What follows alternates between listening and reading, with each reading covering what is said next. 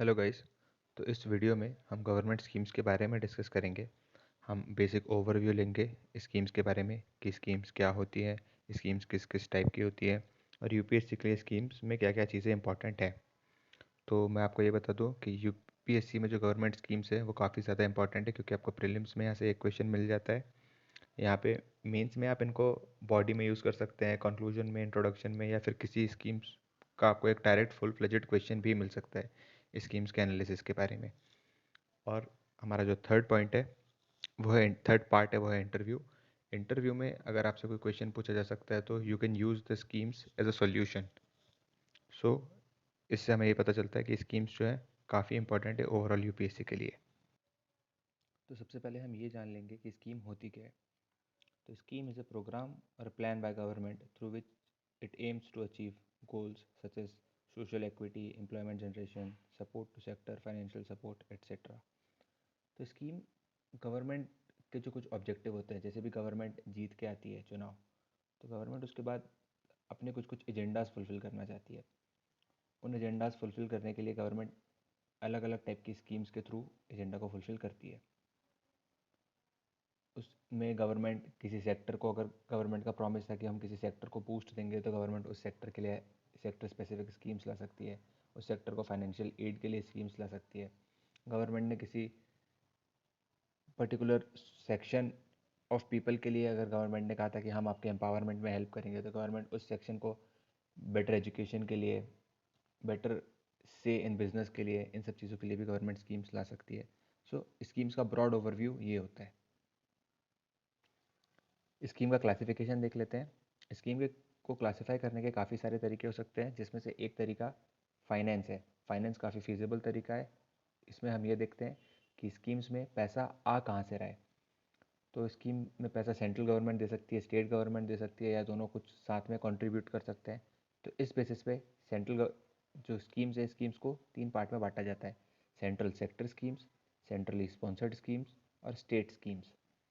तो central sector schemes जो होती हैं, इसमें 100% फंडिंग सेंट्रल गवर्नमेंट देती है। स्टेट स्कीम्स जो होती हैं, इनमें 100% फंडिंग स्टेट गवर्नमेंट देती है। लेकिन सेंट्रली स्पॉन्सर्ड स्कीम्स जो होती हैं, इनमें शेयरिंग होती है। शेयरिंग में 50-50 भी हो सकती है, शेयरिंग में 60-40 हो सकता है, 75-25 हो सकता है। बहुत अलग अलग तरीके से जिस जो एग्रीमेंट पे स्टेट और सेंट्रल गवर्नमेंट पहुँचे, उस पर वो लोग अपना फंड शेयरिंग देख सकते हैं।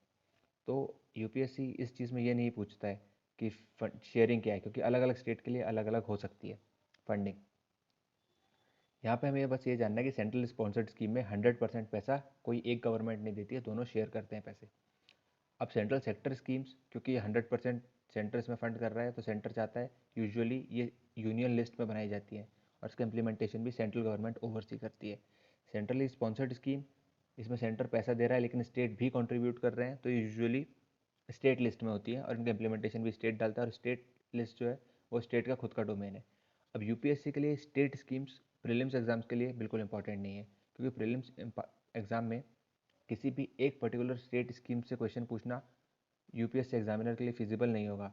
बिकॉज लेट से वो अगर केरला में चल रही किसी स्कीम के बारे में पूछते हैं, तो ऐसा हो सकता है कि नॉर्दर्न स्टेट के किसी स्टूडेंट को वो चीज़ें पता ना हो, तो यूपीएससी एग्जामिनर इस टाइप के क्वेश्चन से बचते हैं।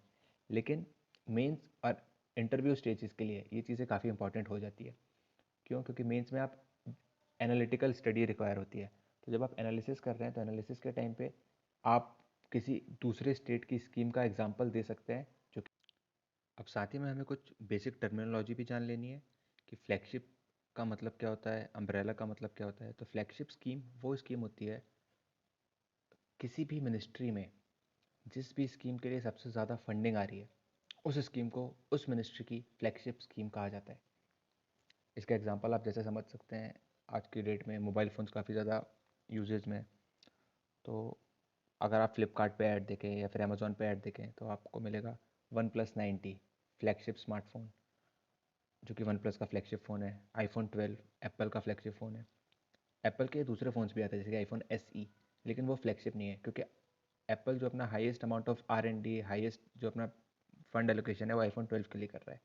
वन प्लस जो उसका लेटेस्ट फ़ोन होगा, जो फ्लैगशिप फ़ोन होगा, उसमें सबसे ज़्यादा इन्वेस्ट करेगा। या फिर जैसे छोटी कंपनियाँ हैं, कुछ कुछ बजट फ़ोन्स बनाती है, जैसे रियलमी, तो इनके एक सर्टेन सेगमेंट होती है जो बहुत ज़्यादा प्राइस की है, वो होती है फ्लैगशिप। बाकी सब नॉर्मल फ़ोन्स भी बनाए जाते हैं इनमें।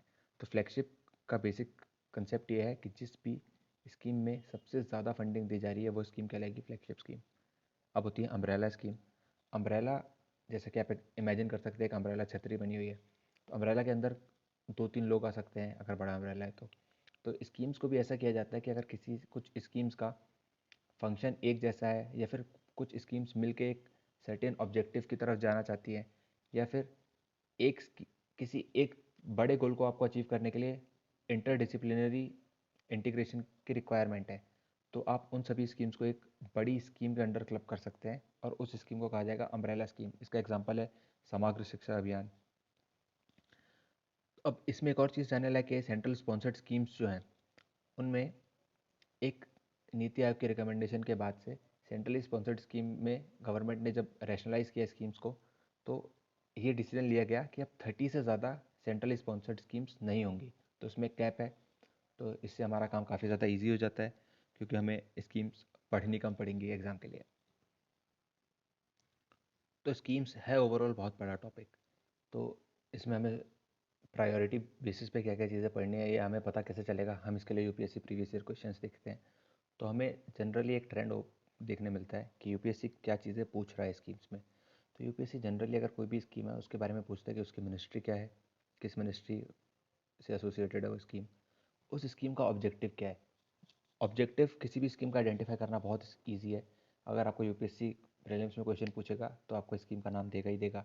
तो स्कीम के नाम में ही उसका ऑब्जेक्टिव छुपा होता है, जो कि आपको बस थोड़ा थिंक करना है तो आप स्कीम के ऑब्जेक्टिव तक पहुंच सकते हैं। मिनिस्ट्री भी आप नाम से कहीं ना कहीं लगा सकते हैं।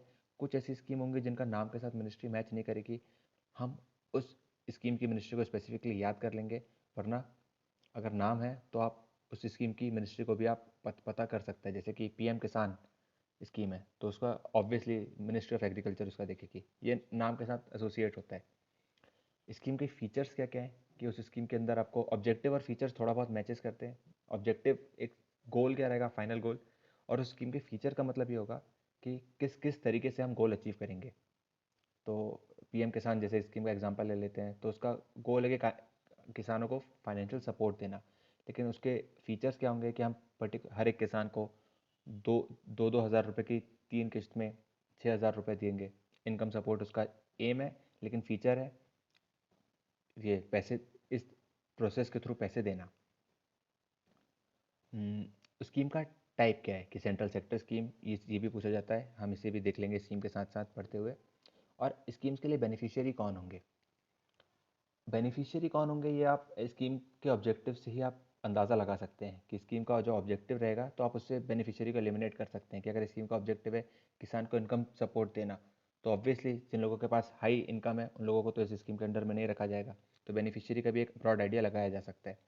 तो मेरा ओवरऑल मोटिव यह है यहाँ पे बताना कि बहुत ज़्यादा चीज़ों को आपको स्कीम के लेके रटने की ज़रूरत नहीं है, या फिर बहुत ज़्यादा इसको स्लाइड लेके कंसिस्टेंटली या स्कीम के पूरे फीचर रट्टा मारने की ज़रूरत नहीं है। आप इसमें एलिमिनेशन टेक्निक अपने लॉजिक के बेसिस पे लगा सकते हैं। तो हम नेक्स्ट वीडियो में, क्योंकि ये वीडियो काफ़ी लंबा ना हो जाए, हम नेक्स्ट वीडियो में स्कीम्स देखेंगे और स्कीम्स को हम एक पर्टिकुलर सेक्टर वाइज देखेंगे। जैसे कि एक बार एग्रीकल्चर सेक्टर, फिर education sector, skill development and entrepreneurship, और ऐसे हम जो इंपॉर्टेंट सेक्टर हैं सेक्टर की स्कीम्स को देख लेंगे और उनके बारे में ये सब चीज़ें हम जान लेंगे जो कि मैंने यहाँ पे लिखी हुई है। So guys, if you have enjoyed watching the video, please like the video and subscribe to my channel. And if you know someone who can get benefit from this video, please share the video to him or her. And if there is a way I can improve myself, please let me know in the comment section. Thank you. Have a good day.